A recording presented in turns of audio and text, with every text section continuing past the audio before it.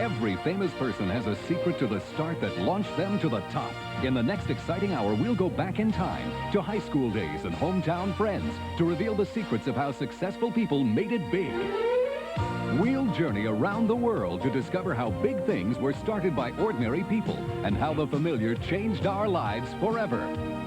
We'll explore those fascinating starts that made life more comfortable, more pleasurable, and better for us all. And now, our host. Hello, I'm Steve Allen. We're about to see how anyone can turn a dream and idea into the start of something big.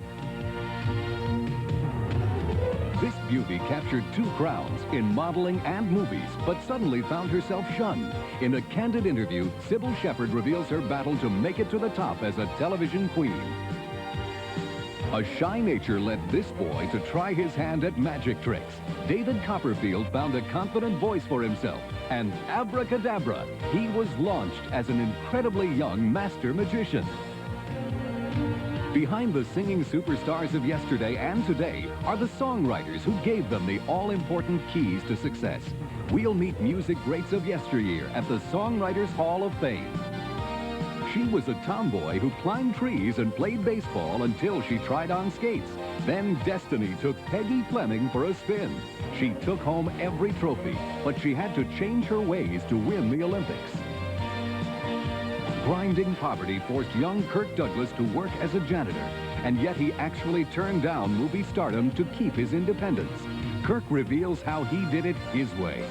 Then Steve Allen takes a humorous look at the fascinating origins of everyday things around us.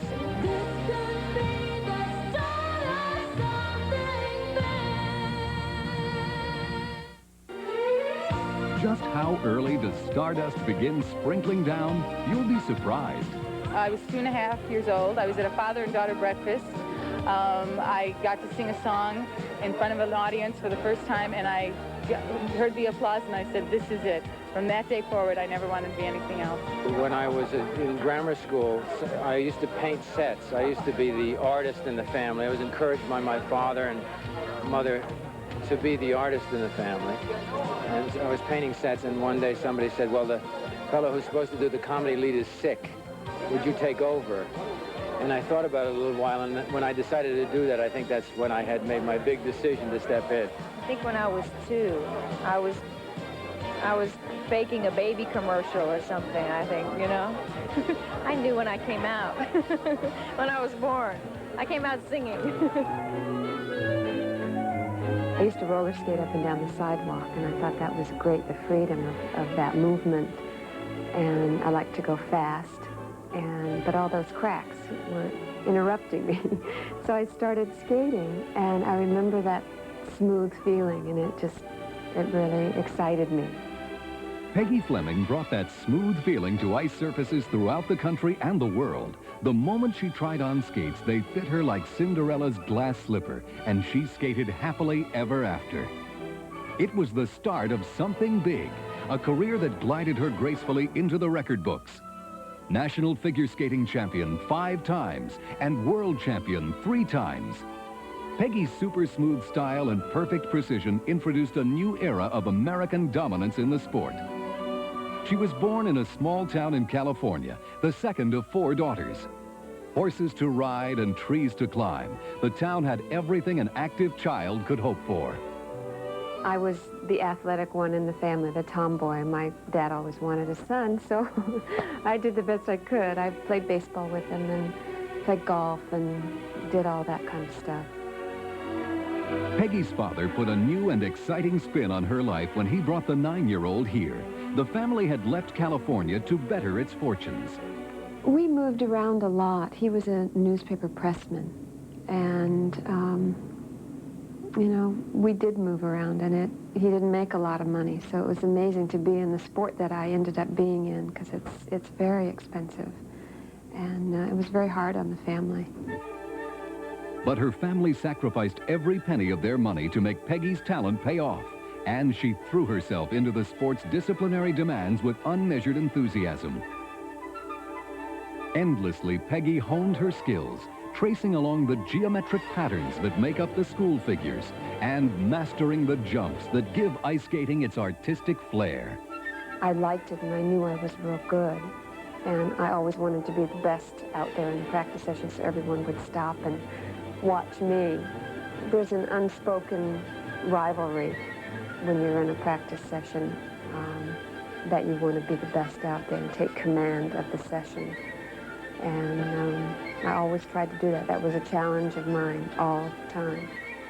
The youngster won local and regional contests and went on to glide to the women's national title at the very rink where she'd first laced up skates.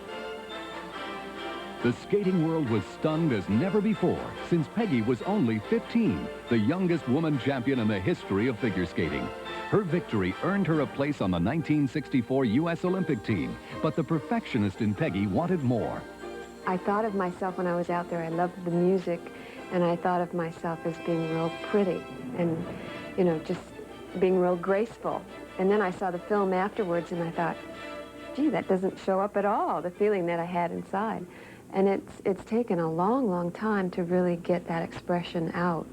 And that's what's so interesting and different about our sport, that, you know, it is athletic, but to make it look so effortless and pretty and strong, I mean, you have to have a good, solid body underneath it all to make that happen. In 1965, the family moved to Colorado Springs, where Peggy could train even more intensively. Every morning at 5, she slipped out of bed and onto the ice here for practice sessions with famed coach Carlo Fassi. He realized she had the right stuff. Peggy had a great quality. She looked very frail and very ladylike, but she had a will of steel. She was extremely good competitor and very good. She always knew exactly, and she was absolutely sure inside herself that she was the best she was at the time. The stamina was one of her problems. This was one also the reason that she came to Colorado Springs, was high altitude. We trained outdoor for 1 year every night for 1 hour outdoor, which was very tiring and very tough. But this, I think, built up her confidence, her stamina, and then from that on, I think she kept the stamina.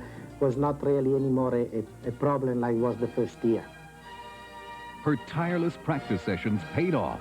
When the great Olympic moment came, Peggy rose to it with grace, beauty, and strength. After 10 years and 20,000 hours of training, she was the undisputed world champion and the only woman ever to make this jump in Olympic competition, a double-axel spread eagle. I think you can put her on the same level of Sonia Renier, Dick Bottom, the Protopopov, John Curry. Those few skaters that really made history in skating. Since her cover girl days, she's become even more beautiful. And today, Peggy's a spokeswoman for a variety of products. As a wife and mother, she doesn't miss the days of practice and pressure. But to Andrew, she's still queen of the ice. He calls me, Mom, you're a champion. Aren't you still the champion? I go, well, not really. I mean, I'm a past champion. But you're still a champion. Well, yeah, I am. Now to Steve, on a different new note. Question. What's on practically every record produced today? Besides a hole in the middle, I mean.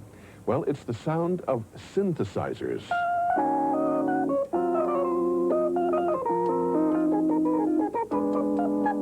Yeah, good sound. When did it start? Here's a surprise. It was way back in 1895 when New England composer Thaddeus Cahill wired together some strange electronic equipment that converted electrical impulses into sound. Unfortunately, the sounds the contraption made at its first public demonstration sent listeners running for peace and quiet. I suppose today the same noise will probably sell out Madison Square Garden.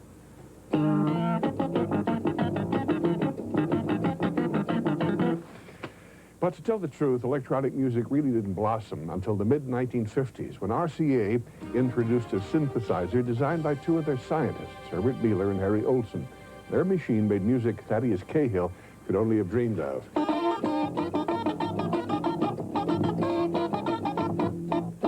Yeah, and if he was hearing that in his sleep, he must have been a pretty hip dreamer.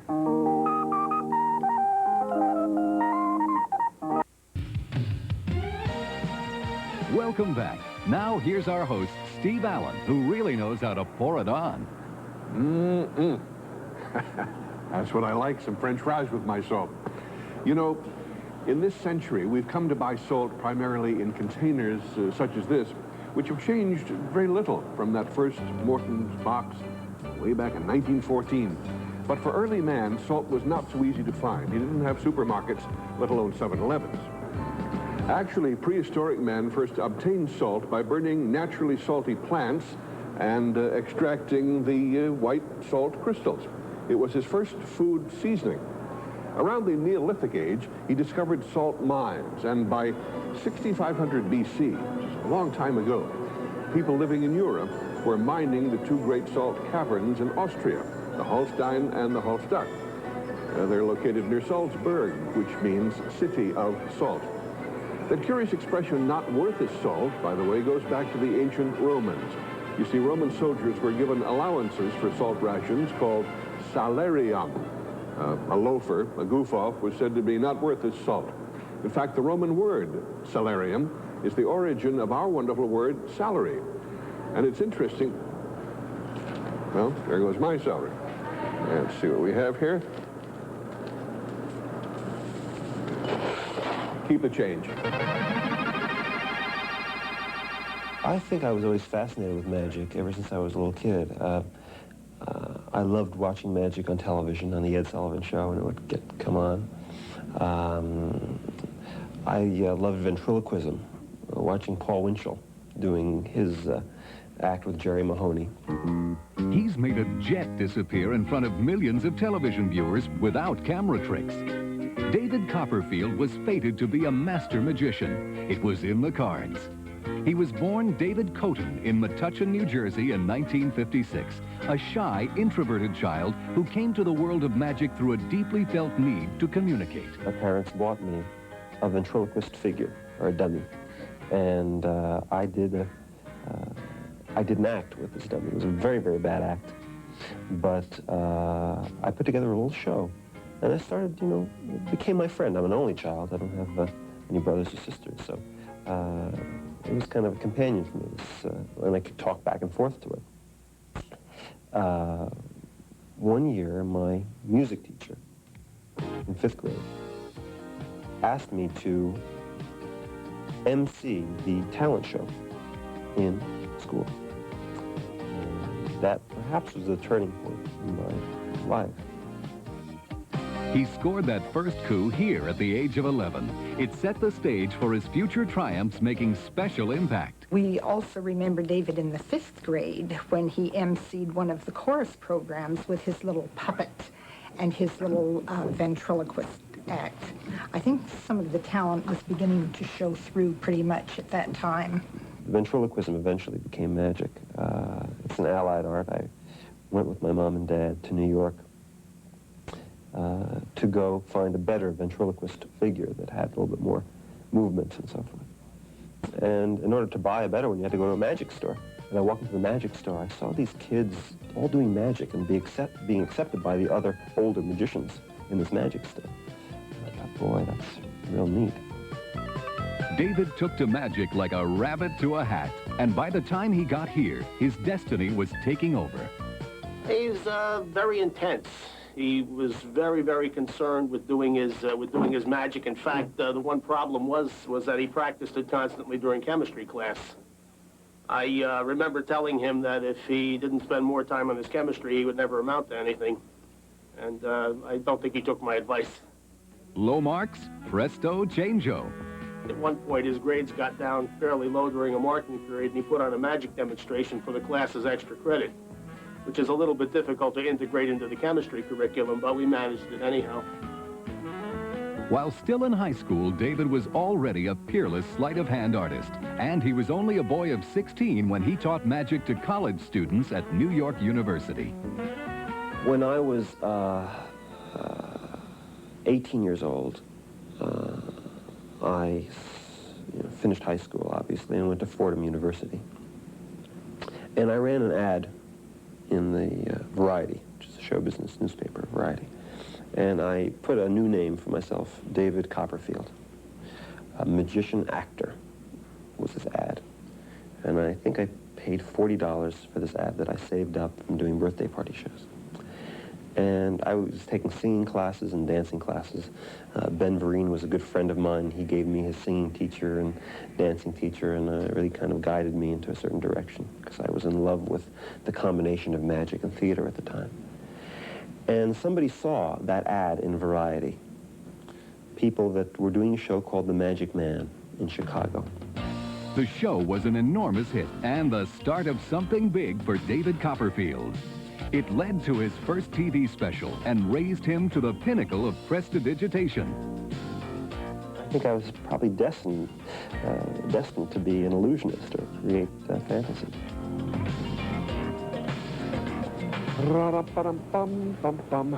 What do Aunt Jemima, Queen of Pancakes, and Little Egypt, Queen of Belly Dancing, have in common? Well, they both dated Uncle Ben, but he wanted him to convert, and that was the end of that. No, actually, both of them did cause quite a stir at the 1893 Chicago World's Fair, although stirring different things. But the beginning of Aunt Jemima goes back to two Missouri businessmen who invented a self-rising flour that made terrific pancakes. They knew they had a great product, and to promote it, they used a picture of a black-faced vaudeville performer who did a jazzy cakewalk to a tune called Aunt Jemima. Well, sir, the two businessmen really started something big when they found a real-life woman to represent their product. Her name was Nancy Green, and she was attractive, friendly, and a fine cook to boot. Booting a fine cook is a pretty rotten thing to do, if you ask me. But nobody did, so getting back to our story, Aunt Jemima, in the person of Nancy Green, stepped off the package and appeared in person at the 1893 World's Fair, whipping up her pancakes. Not only was it the start of pancakes selling like hotcakes, it also began a dynamic concept that scores of advertisers have used ever since, bringing a trademark to life. And Hey, Charlie, do you know where the tuna is? Tuna,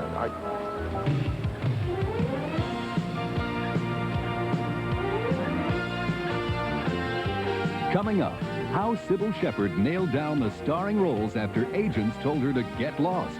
Stay with us. If you've always wanted to know how some fascinating object, custom, or expression got started, here's your chance. Send us a postcard at I Want to Know. The start of something big, 875 3rd Avenue, New York, 10022. At the end of each show, Steve Allen will answer selected questions. And remember, nothing's too wacky or offbeat.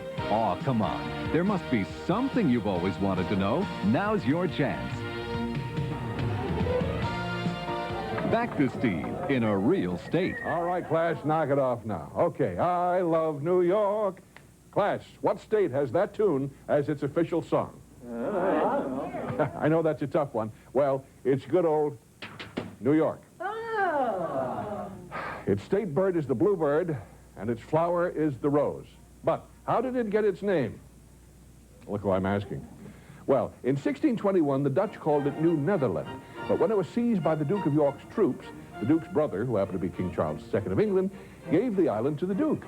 And in his honor, renamed it what, class? New Duke. That's hopeless. New hopeless? Now, come on, get out of here. Once again, as star of the series Moonlighting, she's head and shoulders above the rest. Cybill Shepherd has vaulted to the top for the third time in a third field. Born 35 years ago in Memphis, little Cybill threw herself into an active child's favorite area of rough and tumble. I competed in a lot of sports, in diving, swimming, track, basketball, and softball. And I just, I fell down and I got up again. And I also rode horses. I fell off and I got back on again. And that's sort of the way this business is. It's a real roller coaster. And I've hit the bottom a couple of times. Her first ride to the top came about when a cousin persuaded her to enter a beauty contest. I was just too embarrassed. I thought the whole thing about a beauty pageant was, really bogus. But he filled out the application for me. And he brought it to me, and then he said, I think you should do this. I said, well, what will my talent be? I'd sung my whole life. I started singing when I was 8 years old in the church choir. And I started studying music when I was 16, so that was my talent. So I said, okay, I'll enter it. And I entered it, and I won Miss Teenage Memphis. Then I went on to the Miss Teenage America pageant and didn't even make it in the finals. I mean, that was sort of catastrophic. Still, her parents were relieved since they wanted her to finish high school. Then Cybill was beckoned by a prestigious modeling contest to elect the year's best. Had a good chance of winning and being a very successful model in New York. So we told them, well, come back next year. I wasn't interested in modeling. I found modeling extremely dull because I'd done it when I was Miss Teenage Memphis, and I kind of hated it. So I didn't really want to model, but what happened was they came back the next year, and then I had graduated from high school, and I wanted to study art, history of art in Florence, Italy. And so it was like I was supposed to go to Louisiana State University, and I saw the logic that if I went to New York and won this contest, I'd be a lot closer to Italy than I would be in Baton Rouge, Louisiana. She went, she won, she conquered. Cybill quickly became the queen of the modeling world, pulling down fees of $2,000 a day. Her beauty graced everything from toothpaste to soft drinks to shampoo, and her face appeared on every major magazine cover. Yet success lacked the sweet smell. I never was confident of the physical beauty, even when I was a top model in New York. The competition in New York for models is so fierce. There's so many beautiful women, and they want you to be emaciated. That meant that I was always bigger than the other models, but I never was secure in my beauty in terms of feeling confident. Ironically, her modeling success led to the end of her modeling career. I was in New York just 2 years, and then one of the covers I did for Glamour magazine was seen by Peter Bogdanovich. He interviewed me, and I was so blasé about it because I'd met with some other movie people, and they were such creeps. They all made passes at me, and he didn't. Instead, Bogdanovich offered her the lead in his first important movie. At 21, she became an overnight sensation. No, you couldn't do it. Now. Oh! You say that one more time, I'll bite you. I'd never been interested in acting because every model I knew was taking acting lessons, and I'm real stubborn, and I don't like to do what everybody else is doing. So I never took acting lessons, which I think was good, now that I look back on it. What she did learn about the rudiments of acting came from this man, the director who took a passionate interest in her film career, and certainly in Cybill herself. I think they started to review us and our relationship, a much publicized romance, more than they reviewed our work. She starred in 6 more movies. Then, after 7 years with Bogdanovich, their romance ran into stormy weather. So she headed back to her roots in Memphis. I was on top of the world. I wasn't running from a lack of success. I moved back there. I wanted to move back there. I'd been away from home 10 years, and I really sort of had fallen back in love with my hometown. I had married a Memphis man, and I wanted to have my baby there. And she did, giving birth to a daughter. But when her marriage collapsed, Cybill returned to Hollywood. It was like I'd been dead. Someone actually said that to me, you might as well have been dead. I called an old agent of mine, because at the time I had a big agency, and I needed a new agent. And I called this person, he was a very powerful agent in Hollywood, and I said, you know, I want to come back to Los Angeles, and would you represent me? And she said, no, I have too many ladies out of work. That caused me a great deal of distress. But at the same time, it just made me more determined. Against all odds, she actually succeeded in landing those star roles on her own, unheard of in Hollywood. I'm calm. Today, Cybill has an approach to success learned in the school of hard knocks. There is no winning. You win by surviving. And also growing. Really, of all my whole life, I've been wanting to reach, strive, to grow, to become better at what I do. Steve? When people ask us for advice as to how we should behave at certain times and places, we often say, when in Rome, do as the Romans do. So, where did that phrase originate? Well, sir, it was a man named St. Ambrose who started it all. You see, a friend of his, a gentleman named St. Augustine, was about to make a trip from Milan to Rome. But the two cities had different fasting days. So Augustine asked him what to do in that case, and Ambrose replied, when in Rome, do as the Romans do. Of course, nobody in Rome has worn an outfit like this for several thousand years. But you do get to crash a lot of fraternity parties. Toga! Toga! Coming up, when the joint's jumping, it's because the superstars are stomping to knock out songs. They're written by the best in the business. We'll meet them at the Songwriters Hall of Fame. We'll trace the history of television. Then, find out how Isur Danielovich left Russia in search of a dream and found it as Kirk Douglas. Welcome back. Here's Steve, our man on the street. You know, whenever I'm on the street, people always come up and say, boy, Mr. Allen, I'm your biggest fan. Steve And Allen, what? I'm your biggest fan. See? You look just like yourself. Well, thank you very much. Everything you've I think ever it's a done. wonderful Your thing. records. Yes. Thank you. What are my records? Well, what can I do Your for books. you? Thank you very much. Your old glasses. This guy is my biggest fan. Wouldn't be surprised if he has Jane in there. What do you want me to do with this stuff? Oh, there's Jane now. Hi, sweetheart. Listen, whether you're a... How do we get the word fan? That's what I started to tell you. Well, whether you're a baseball fan, a movie fan, or a Steve Allen fan, the word fan is just short for the word fanatic. And you're a pretty short fanatic yourself. What do you want me to do with this stuff? Please sign it. Oh, sign it. It's going to take me longer to sign these things than it did to make them all. Oh, here's a pen. Thank you very much. A great songwriter comes along as rarely as a great superstar.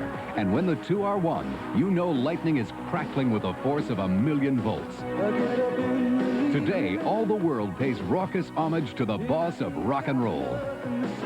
But not so long ago, Bruce Springsteen was an unknown, dawdling in the dark when he visited the office of producer and talent scout John Hammond. He said, as a matter of fact, I have. And so he sang a song called If I Was the Priest. And I said, well, you brought up by nuns? And he said, of course. And that, of course, the beginning, number one, of a tremendous friendship. For Bruce, it was the beginning of something tremendous. John Hammond struck gold again with a songwriter-singer from Minnesota.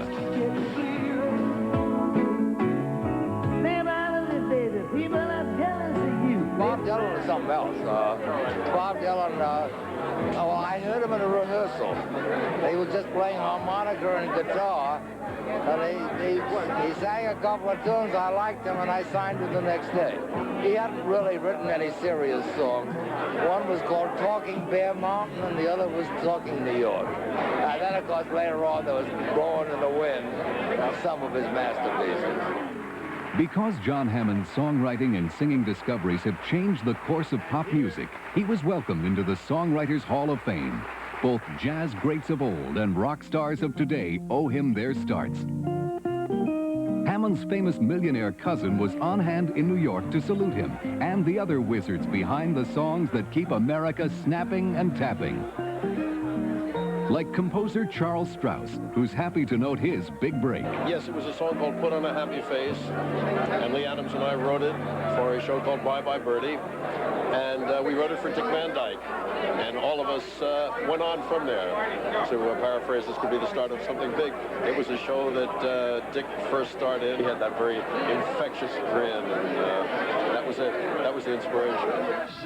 Inspiration came easily to lyricist Alan J. Lerner for the musical Brigadoon. But actually getting it produced proved to be a soap opera. We played it for every producer in New York, and every producer turned it down, except one who was on the road with the play, and that was Cheryl Crawford, who was a very famous producer at the time. And she was the last one, and she came to New York, and we played it for her, and we thought, this is it. She says, no, we're finished. And, of course, she said yes. And she said, yes, I want to produce it, and I love it. Well, we went out and we celebrated all over Times Square, needless to say, you know. But that was the beginning. They hardly look the hound dog type, yet this team wrote that, plus a rock and roll raft of other career-launching songs, like On Broadway.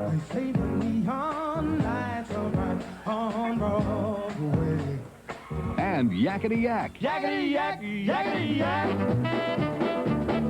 Yakety yak, yakety Plus Hound Dog and Jailhouse Rock, which started a poor boy from Memphis on the road to royalty. We pay tribute to this year's new members of the Songwriters Hall of Fame, whose tuneful and illustrious members have hit the right note with all of us. For us and them, it truly was the start of something big. Here we are in Thailand. Thailand, a little girl in violet. But we're not talking about Thai. We're talking about handkerchiefs, this little piece of cloth, of course.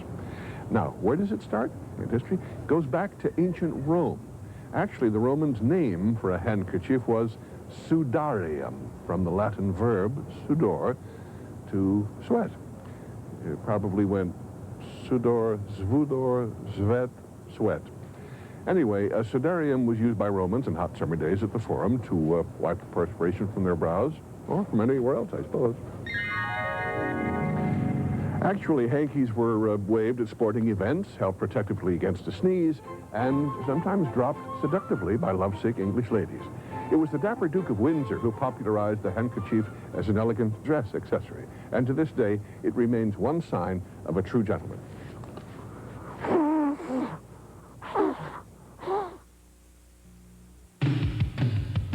Welcome back. Now here's Steve with a surefire bet. I'm going to win the lottery this week. I just know it.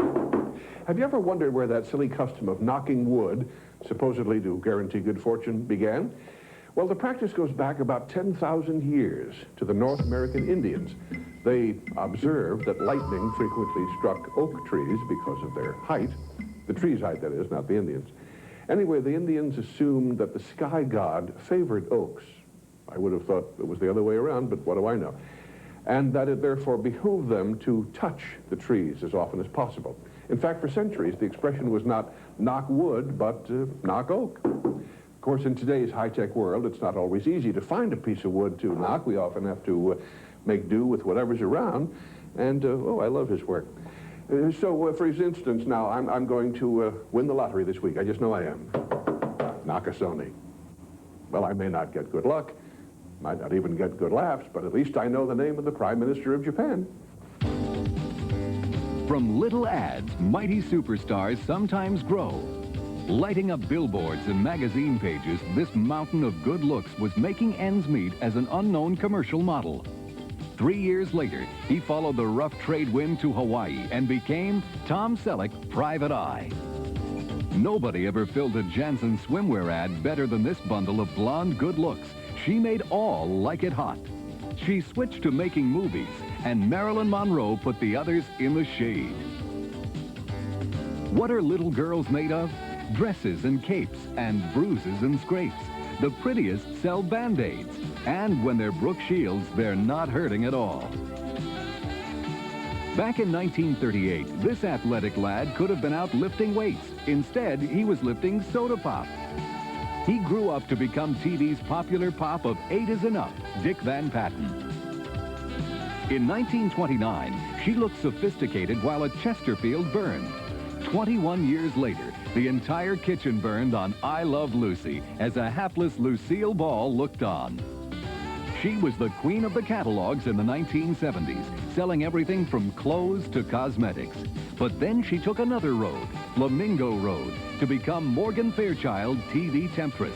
Little ads, big careers. Start with something else now. Television. Good old TV, the boob tube, the idiot box, or that wonderful educational medium. At least I call it educational. It put 4 sons through college. But however you view it, sitting or standing or on your head, television owes its start to many ingenious men.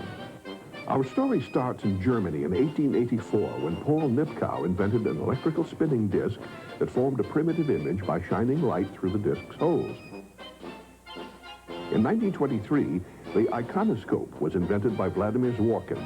It was made up of millions of tiny electric eyes triggered by light to form an image. This groundbreaking invention was the basis of the present-day television system. Fierce competition developed between the United States and England, and you may not know this, but the British beat us to television by 2 years, though their first program was no Masterpiece Theater. In 1925, British inventor John Baird transmitted the image of a ventriloquist's dummy. The United States entered the picture, so to speak, in 1927, when AT&T President Walter Gifford in Manhattan viewed the image of then Commerce Secretary Herbert Hoover in Baltimore on a 2.5-inch screen. The two men spoke by telephone. There's no truth to the rumor that Hoover reversed the charges. Just a year later, though, General Electric station WGY in Schenectady, New York, began telecasting regular programs. And by 1931, CBS had started experimental telecasts with Kate Smith introducing When the Moon Comes Over the Mountain. But broadcast quality steadily improved, and coverage broadened to include the 1939 World's Fair, the 1940 Republican Convention in Philadelphia, and on the heavier side, images of a raging world war. Once the war was over, TV really took off, with Milton Berle ushering in that wonderful era known as the golden age of television. And by 1959, American homes had 50 million television sets. Television broadcasting may have begun with a dummy, but by the late 1950s, even some of the dummies who called TV a passing fad had realized the tremendous potential of this new medium. So, for better or worse, television was here to stay. Without it, I might be coming into your home right now via Candygram. Bless his heart, there he is. Good show. Coming up, for Kirk Douglas, the road to superstardom began in upstate New York, where he grew up hungry but ambitious to make something of his life. Astonishingly, the turning point came when he got a job as a janitor. Stay with us. Uncover the untold secrets behind the superstars on the next Start of Something Big. Sammy Davis Jr., a tragic accident became his big break.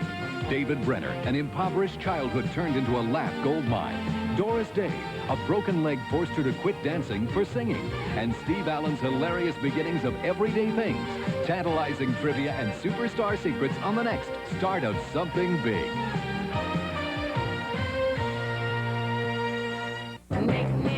Viewers eager to know how certain customs or objects got their start have been writing into our man with all the answers. What do you say, Steve? Steve, the camera's over here. Furthermore, James Bromley of Fort Lauderdale, Florida, wants to know the origin of the English language itself.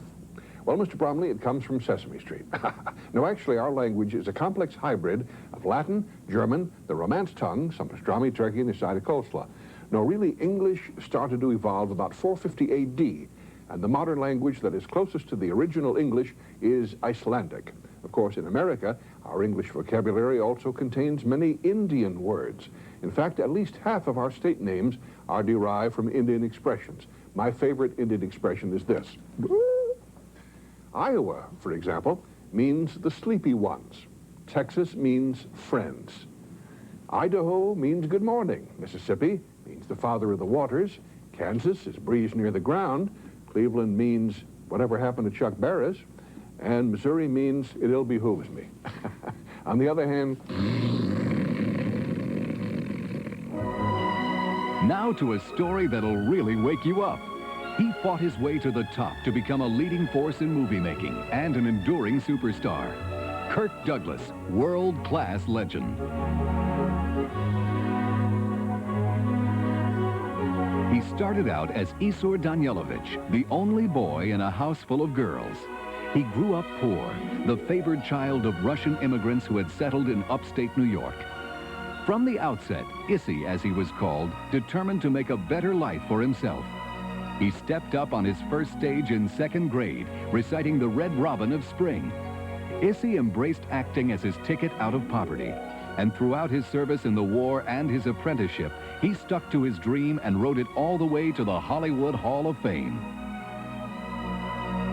That star-bound ride began here in New York's Mohawk Valley. I born and raised in Amsterdam, New York, my hometown. Everybody has a hometown. And in a way, a lot of what you are is because of where you came from. It was a banner day for the town's favorite son. Everyone from the old days turned out to see their boyhood chum, the star. The street I lived on, Eagle Street, where all the parents were immigrants, like my parents. They were immigrants from Russia. Big bales of wool. They made the sweater, Kennedy. Upstate New York looked like the promised land to Kirk's parents when they emigrated from Moscow in the early 1900s. They settled in a neighborhood that had little in the way of money, but abounded in ambition. We had the Shettlebars, the Euskaretas, the Cudmores, the Crescettis, the Naples, all of them coming from different places, Lithuania, Poland, England, Germany, you know, and so really you had a United Nations. So in a sense, you got to know what America's all about, because here you had all of our parents had come here looking for better opportunities. As a youngster, Kirk looked constantly for opportunities to bloom into a showman. His sister recalls how resourceful he was, using the materials at hand. We used to get everybody on the street, the girls, to get in and make a chorus line. You know, he's a production man. This would dance, this would do something else. Very interesting. Pete Riccio was one of Kirk's boyhood pals, and together they plotted their escape from Amsterdam to fame and fortune. Pete remembers how the two of them would make it up to the college campus of St. Lawrence, hitchhiking together yet apart. One would hide and the other guy would hide, you know, and then when you get a ride, the other man would come out. Well, sometime it'd take 3 or 4 hours, and he used to have